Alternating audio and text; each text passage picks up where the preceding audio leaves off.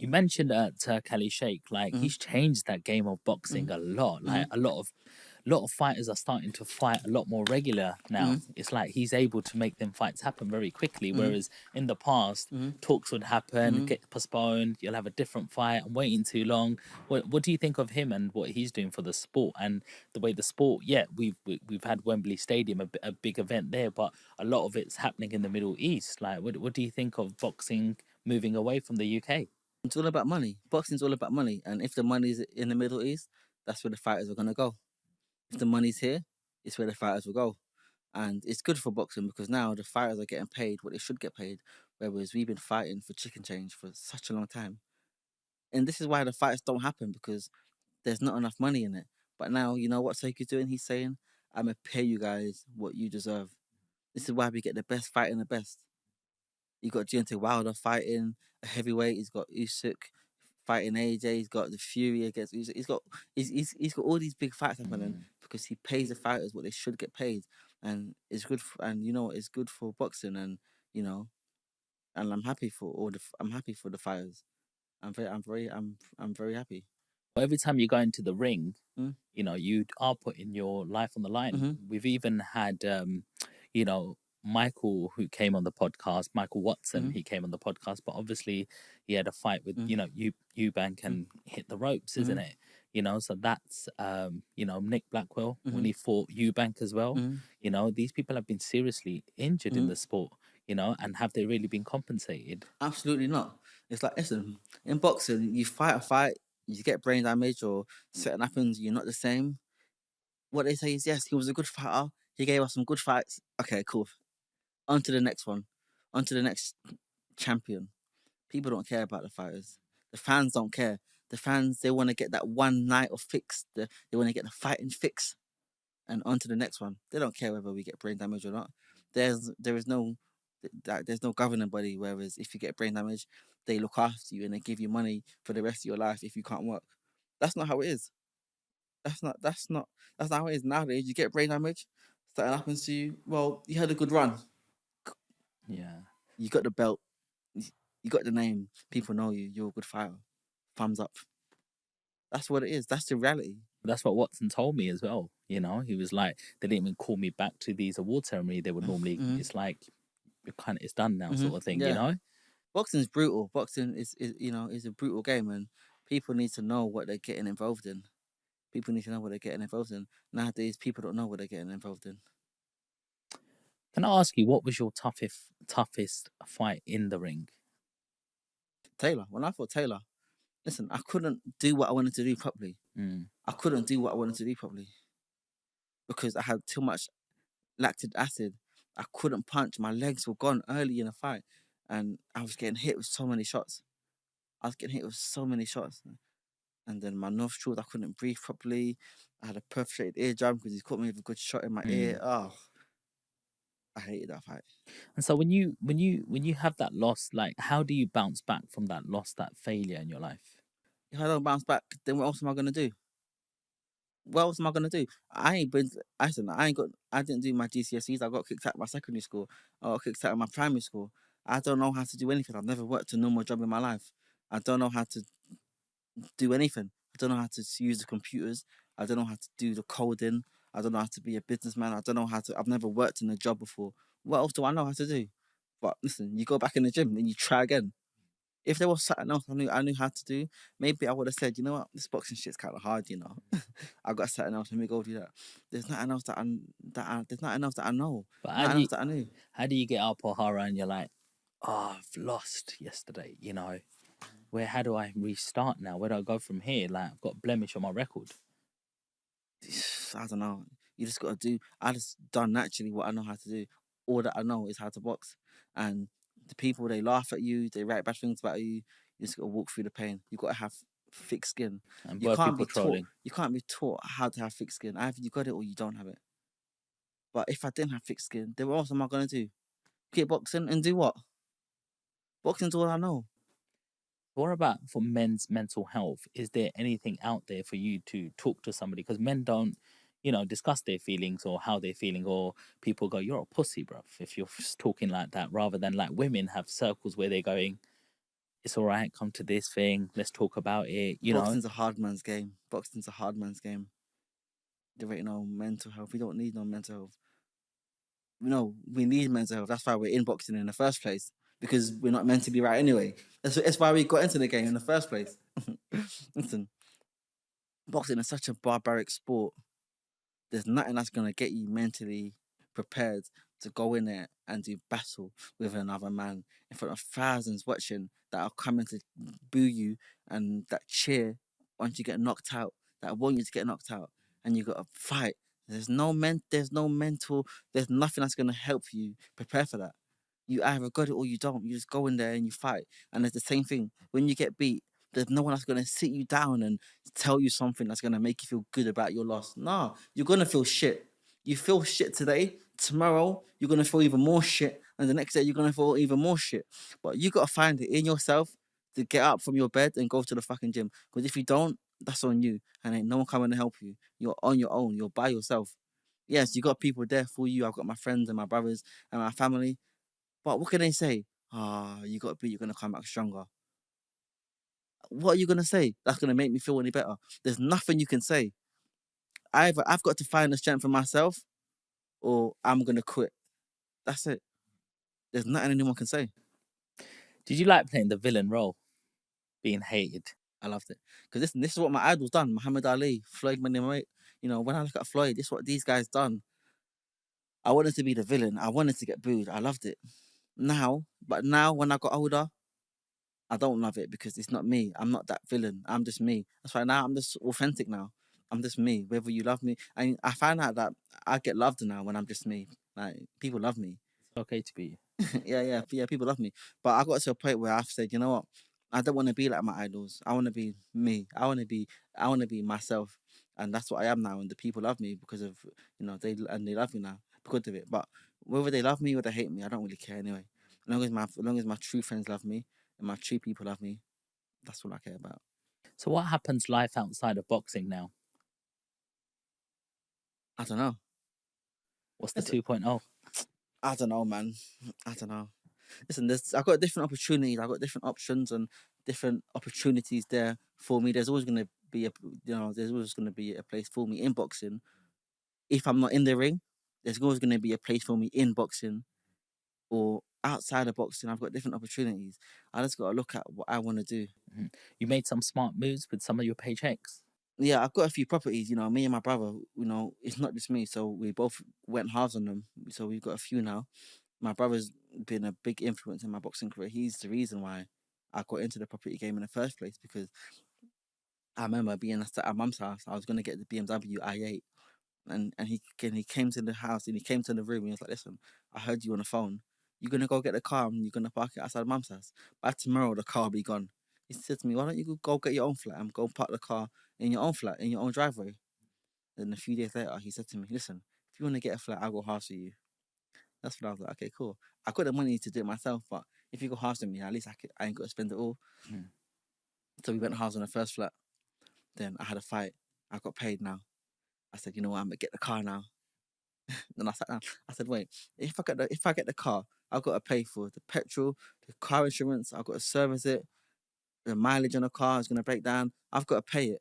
But if we get another flat, that means we can put this flat on rent, move into that flat, and then we can make money." So I said, either I can spend money to make money, or I can spend money to spend money. I said, "Okay, cool. Let's get another flat first, and then I'll get the car after." So we got another flat, and I had another flat after that. I didn't even think about the car since to this day. I ain't thought That about the car passive since. income's coming in. The passive income's good, and the property game is good, and that's my new passion now.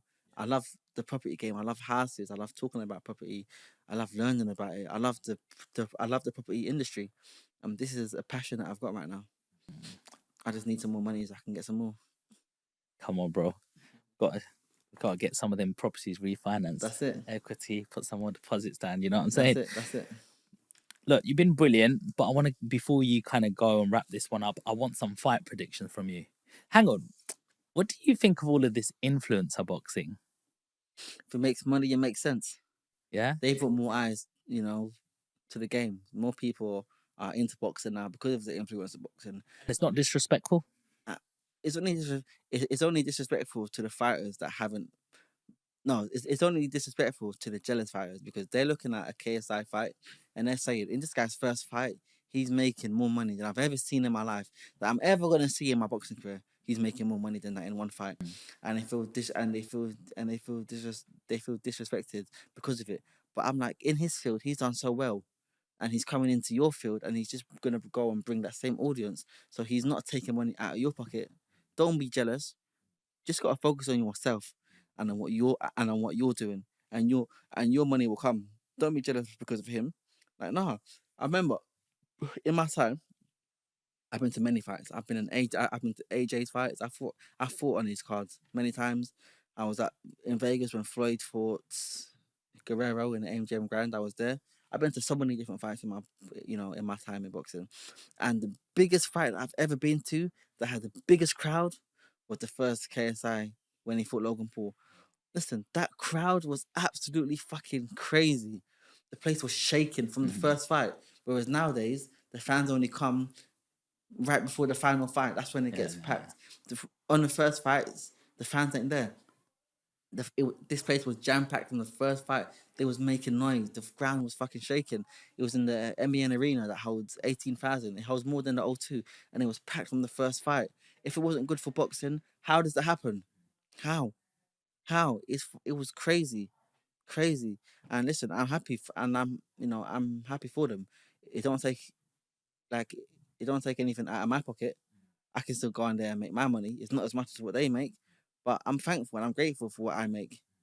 And I'm happy, and you just gotta be grateful. Anyone that says that is a disrespect, they're just jealous Mhm. because it's not like they're fighting pros.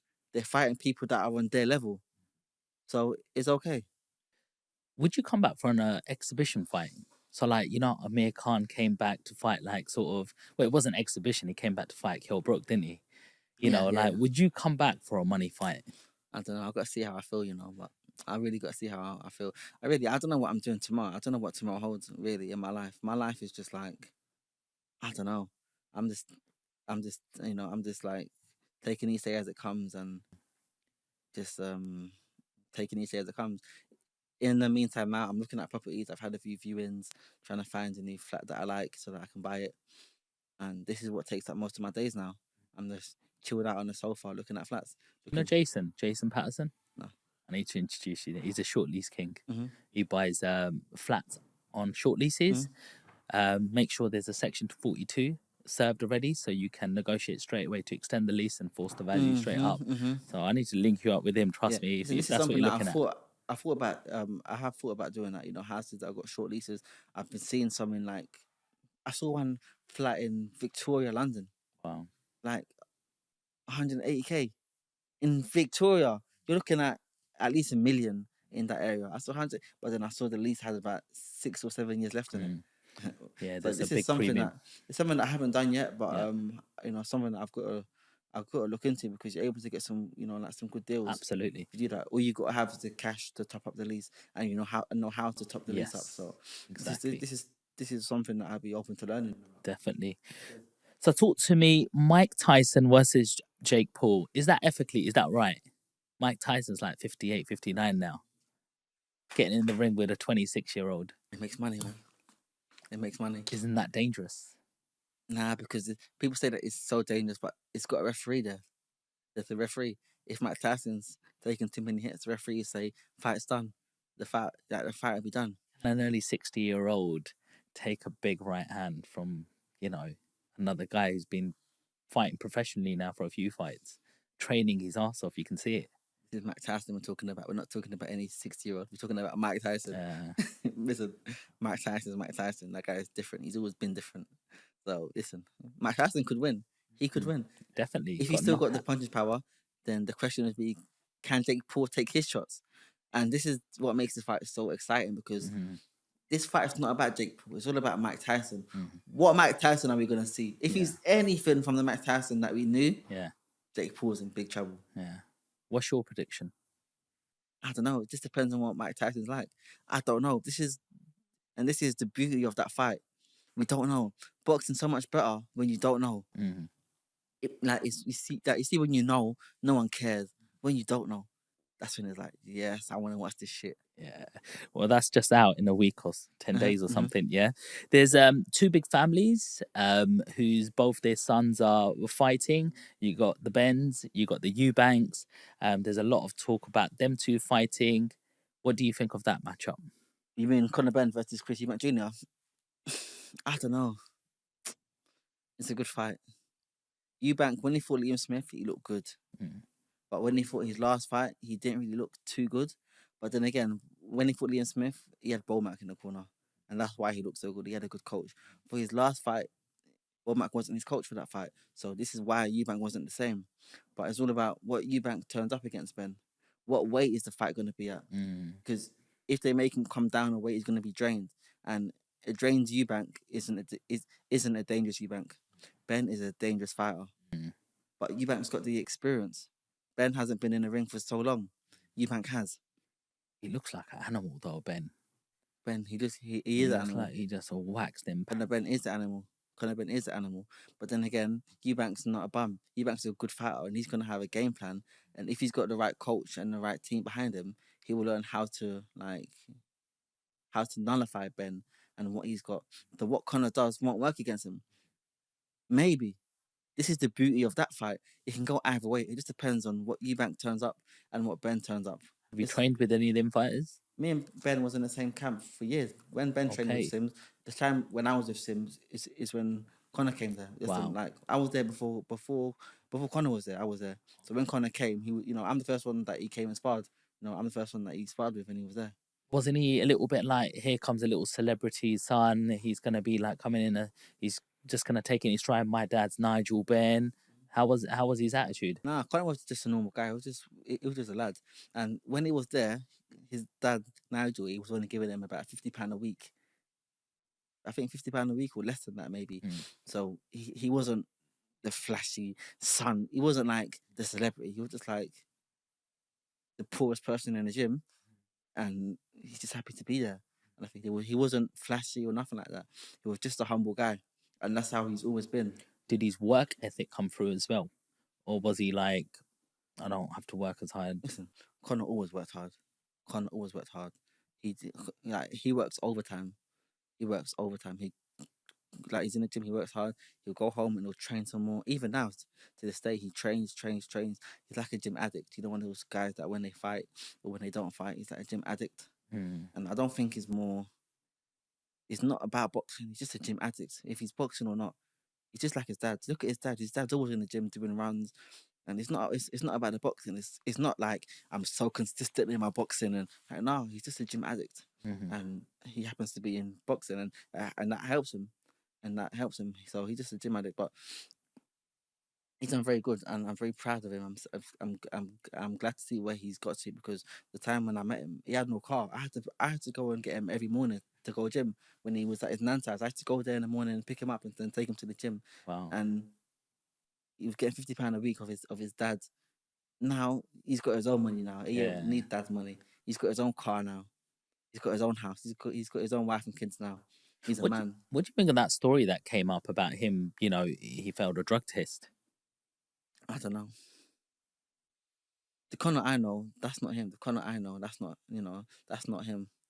But I think he's been cleared now. So, if he's been cleared, then obviously he wasn't at fault. If he's been cleared, but I'm not with him day and night, so I don't know. I don't know the ins and outs, but he's been cleared, so that obviously says something. So you got a prediction for us out of that fight? It just depends on what Ben and what Eubank turns up. We don't know. Anyone that says this person's gonna win, they're just guessing. Boxing fans like to guess. If they like Ben more, they say Ben's gonna win. If they like Eubank more, Eubank's gonna win. Just be real. A lot of boxing fans talk shit. They don't understand boxing. We don't know. People are saying, that Eubank's getting older. He's getting slower. He's not that young. It's Eubank. true. It is the same with me. I'm getting older. I'm getting slower. But when you get slower, you get smarter. And Eubank doesn't need to be fast. He don't need to be that vicious fighter like he was. He just needs to be smart. So age can work for you most times, and Wow. I think his age can work for him. We've got Johnny Fisher versus Dave Allen. Johnny Fisher wins this fight. Come on, I Yeah. think he probably stopped Dave Allen quite early as well.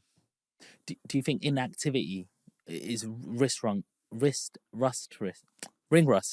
Is ring rust a Ring thing? rust. I don't think Dave Allen's ever been that guy. Dave Allen's never been a really good fighter. Dave Allen's been, he's known because he's a personality online and he says things that makes everyone laugh and people like him. They like him as a person, but he's never really been that guy. He's never really been that vicious fighter, good fighter. He's never really been that. He's gonna come out there, he's gonna give it a go, and he's gonna get, he's gonna get paid well. But Johnny Fisher's there to win. And I feel like with Fisher, he knows this is my time. I'm here to win. Everyone knows how the script's gonna go. We all know. That's not even a question. We all know how it's gonna go. Like watching EastEnders, you know what's gonna happen next. Johnny Fisher's gonna win and fight Run him someone. down. Yeah, yeah. What's your predictions on Johnny Fisher coming up in the heavyweight division? Do you think he could be? Has he got the attributes to become a world champion? Thinking about Johnny Fisher, yeah, he's so humble with it, and when you speak to him, he speaks like, "Listen, I'm just happy to be here, and this person's my idol, and I like to fight directors, so I look up to these people." When he fights them, he will fucking go for the head. Johnny Fisher's a dangerous fighter, and he masks it, he hides it behind the humble approach. He hides it amongst the heart. You see him, you think, "Oh yeah, he's just happy to be here." Listen, he will take your head clean off your shoulders, mate. That guy's a dangerous fighter. And he wasn't good at the start. He was just meant to be a guy that can sell some tickets and we'll see how he gets on with the boxing. But he's fucking worked hard, man. And he defied the odds, even to get where he's got now. He's a lot better than what anyone thought he'd get to because no one's sure. There was no one that saw him as that guy. Everyone said, yeah, some of the guys that can sell good tickets, but he's done good for himself. He's worked hard. Quite humble as well. Like I'm from, Romford, Gideon Mm. Park sort of areas, and he'll come down to, the shopping centre and come and say hi to the fans as well. You see Johnny Fisher, he's different, man. He's different. He's such a humble guy. It don't matter where he gets or what he makes in life. Because he don't forget where he came from, and a lot of times people do. This guy was a fisherman, right? He used to sell fish in a store up in Billingsgate Market, from what I know. Him and his dad used to go there and sell fish. He was a poor man. He was a poor man, and now he's achieved the world. But he don't forget where he came from. He don't forget. Whereas, in this game, many fighters they forget where they came from. And every time I see Johnny Fisher, he doesn't know he's the person that he is. I don't know. I think in his mind he doesn't think he's the person that he is. Like he never looks excited. Have you ever seen him laughing? I've never seen him laughing. I've never seen him looking excited. Only when he's been on here, yeah, Yeah, obviously. like every time I see him, he's just like humble, like Yeah. like it's like he's the same person that he was back then. Nah, and he's that's good. And that's good to see. I'm very happy for him and his dad, and they've done so good for themselves. Nah, he's really good. He was more nicer to even my boys. He was like, "Come here, do you want anything signed?" Do you know what I mean? Like, and he was just like, he was really cool guy. And finally, I want to ask you about one of my favorite boxers. He was part of, the company that you work for, Queensbury, Tyson Fury. Did you meet him? Yeah, I've met Tyson a few times, but I don't know him personally. He's someone that I see and I say hi, how you doing? But he's not someone that I know personally. Okay. He's from up north. He's from Manchester somewhere. Okay. I'm from London, so he's not. The only heavyweight I know quite well, I say, is Andy Joshua. Okay. But apart from that, I don't really know any of the heavyweights too well. What did you think of Tyson Fury versus Usyk? That was a good fight. Usyk just had a bit too much. I think the second time round, I think Tyson's going to go for it. I think he's going to go for it. I think he saw something in the first fight, and he knows that he can win. Even though he didn't win, he could have won. And I don't know what it is, but he knows what it is. Because his confidence for this fight is different. And I think in this next fight, I think Tyson's going to show us something different. I think Tyson might even stop him. I think Tyson wins this next fight and by stoppage, most likely, because he's seen something. The first fight, Usyk, he got him, he shocked him, just a bit too slippery. But I think for this next fight, I think Tyson's gonna get him, pin him down, and give it to him. He needs to. I think he will. I love Fury because he's been like one of the realest boxers as well. He just says it how it is. Tyson's been through the ups and downs, and he's a lad. He ain't got no image to maintain. He will drink and he'll be depressed, and he'll come out and say, Yeah. "I was depressed. I Yeah. felt like shit." Yeah. Whereas most fighters, image they're too image conscious. Hmm. What's that? Whereas just be free. Tyson don't give a fuck, and that's why I like him. I respect him so much because I like him. I look up to people like that. And finally, the very last question I want Hmm. to ask you, there's a fight that everybody wants to see, AJ versus Tyson Hmm. Fury. Everybody's asking for that. Some people say this is like way past its time now, but that fight sort of got to happen. And even Tyson recently said that fight's got to happen. How do you see that one playing out? It's past this time now. It's past this time. I don't think people want to see the fight now as much as they did want to see it before. Say it happens next year. Who wins? I don't know. I don't know. Both giants. They're both giants, and they both done so much for our game. It's sad to know that there's going to be a loser if they fight. I don't want to see the fight. I don't want them to fight because there has to be a loser, Mm. and I don't want to see AJ lose, or I don't want to see Tyson Fury lose. I don't want to. I don't want to see. They both. They both done so much for boxing, and it's like AJ's last fight when he fought. When he, in his last fight, I walked out after he went down in the first round. I walked out, and then I came back in. To people, I see him come. I'm like, yes, he's coming back. Even though I know Daniel Dubois too, I know AJ differently. AJ's helped me personally. I've had certain fights where I've got paid more than I was meant to get paid because of AJ when I fought on his undercards, and whenever I've had some issues, I need some advice, he will sit down on the phone with me for hours, and he'll give me advice, even though he's AJ and he might be in camp and he's got a big fight, so he don't give a fuck. If I need some help, he will sit down on the phone to me for hours. He will help out if I need help, and he won't boast about it. He don't brag. He is a person that genuinely likes to help others. And listen, AJ's got the best heart of a person that I know because there's no one on his level that is as humble as him.